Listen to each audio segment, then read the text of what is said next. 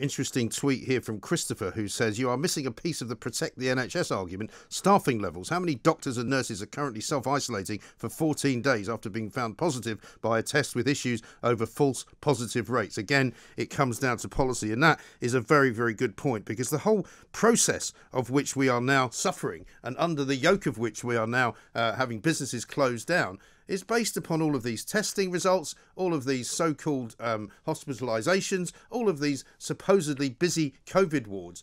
And quite frankly, I'm not buying it anymore. Let's talk to Richard Tice, chairman of the Reform UK Party, businessman, of course, a man who has been thoroughly against this lockdown policy since the beginning. Richard, a very good morning to you. Good morning to you, Mike. How are you doing? Yeah, very well indeed. I mean, there's a lot of anger in the country this morning, Richard. I mean, we picked up a bit of it yesterday afternoon, but as more and more people have realised that, you know, the government is literally standing on the head of a pin and not realising it's about to burst the balloon and they're all going to fall into the water. I don't know why I'm using a kind of it's a knockout analogy, but that's how it feels. You know, they don't seem to realise that nobody's believing a word of it. It's quite unbelievable. I mean, it really is. I am absolutely steaming from every sinew of my body with frustration, with incandescent anger at what this government is doing to this country. They're not running the country. They are literally ruining the country. And, you know, I had a nervousness that the government would do this, that they would basically keep us in lockdown, but pretend it was called something else.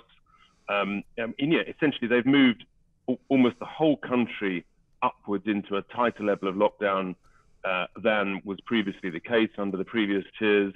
You know, as far as we're concerned at Reform UK, the whole country should either be in tier 0 or tier 1. And the proof of the pudding, Mike, is the data. And it's always good to focus on the data. The government doesn't seem very good on that. Look at the data coming out of Liverpool. And as Julie was highlighting earlier, when she completely skewered the Housing Secretary, Robert Jenrick, the Liverpool cases data started to fall in October. And then when Liverpool started testing with the new rapid lateral flow test on the 6th of November, over the next 2 weeks, the cases there plummeted per 100,000 by over 50%.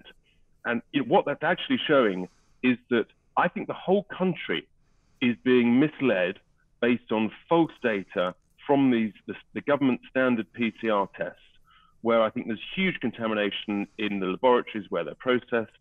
And the new lateral flow test is producing results just 1/5 of the positives, just 1 in 5 of the positives that you are seeing from the government PCR test in the same community in Liverpool. So you've got a direct comparison there using 2 different types of tests.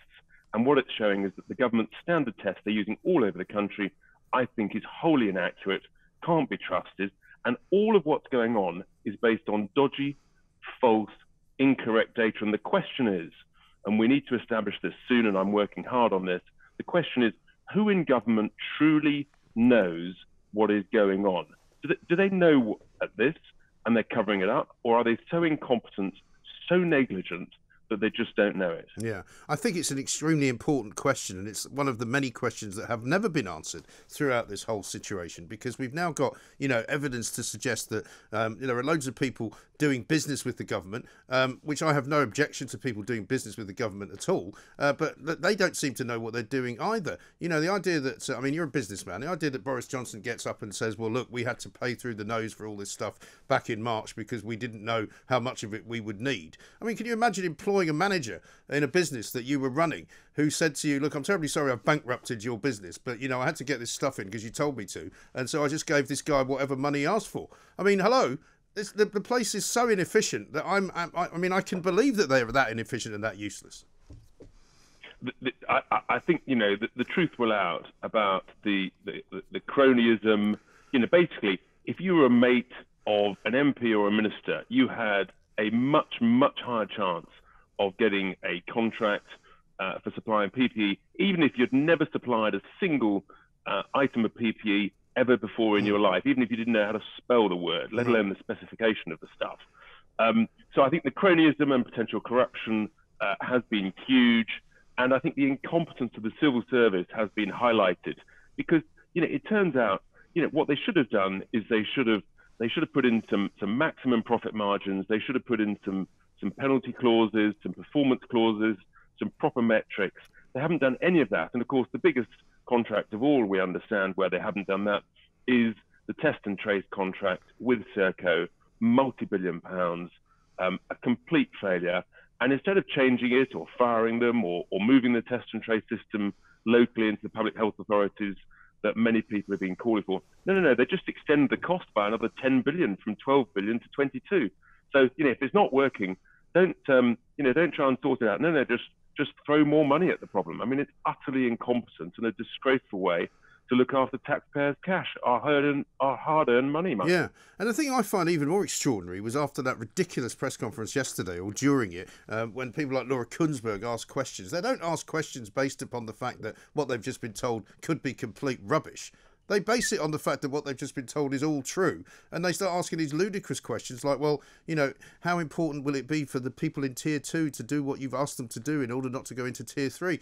And it's like this sort of mass buy-in that some people in this country are doing.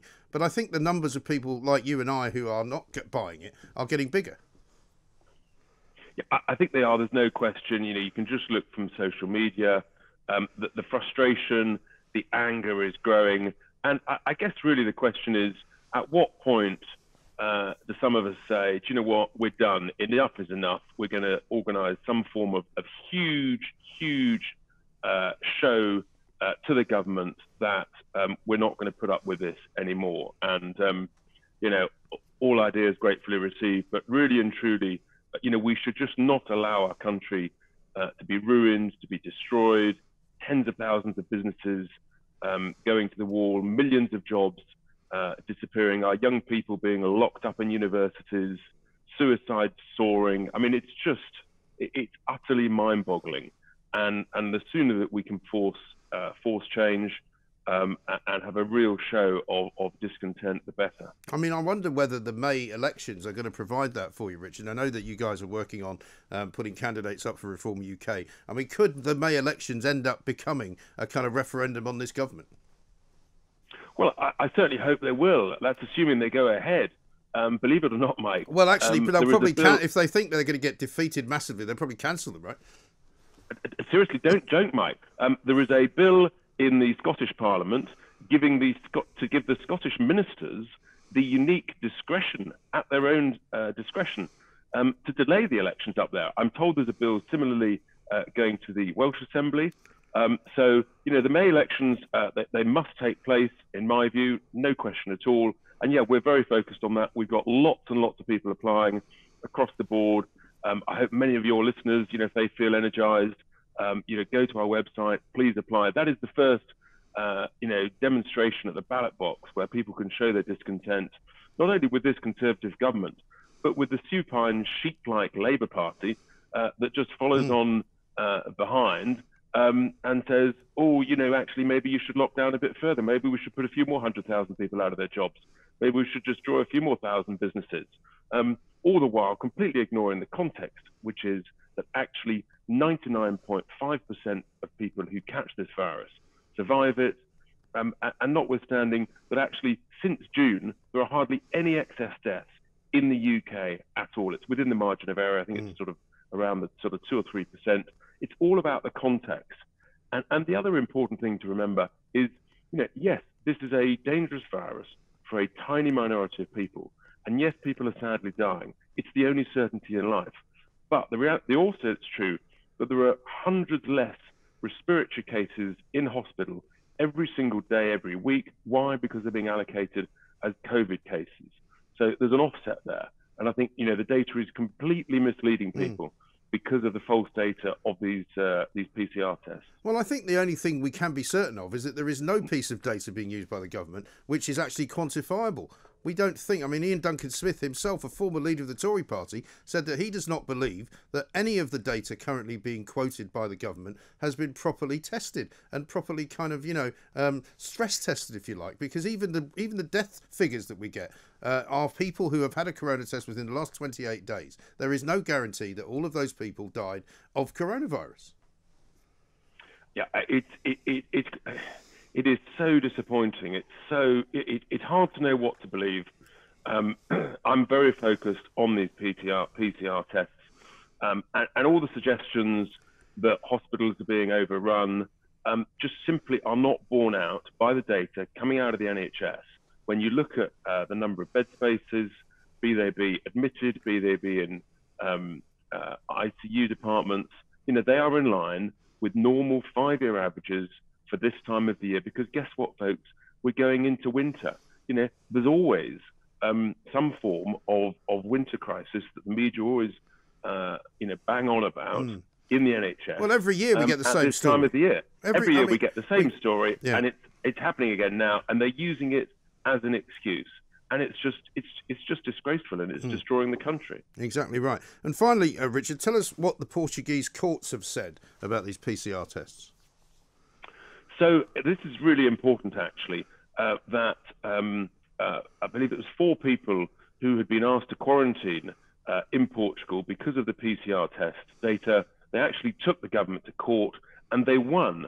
The Portuguese courts found that the PCR test was unreliable in the way that they were carrying them out, just based on laboratories, because it had no separate assessment from a doctor or physician about the symptoms of the individual person receiving the test. So this is really important. If we've got courts in Portugal, part of the European Union, highly respected country, highly respected health service, we've got courts in Portugal saying that actually the PCR test is unreliable, then maybe we should be looking again. Interestingly, Mike, countries like Norway, where you've got very few COVID cases, there's a reason for that. That is that every time they get a positive PCR test, guess what they do? They double check it with a second test. And of course, therefore, the numbers come plummeting down. So what I would be urging is that in this country, we should stop using the PCR test, full stop. If the government can't own up to admitting its cock-ups, then tell you what, well, folks, let's double check every single positive with a lateral flow test. And I think you'll find the numbers plummet, and then I think you'll find that people will be calling for heads to roll at the top of government and at the top of stage. Indeed they will. Richard Tice, thank you very much indeed for your time. Chairman of Reform UK, businessman, of course.